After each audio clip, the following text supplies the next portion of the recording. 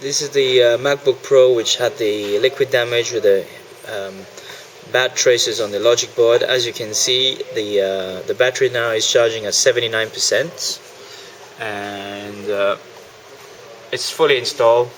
Laptop is running fine, and it's ready to go for the customer to come and collect.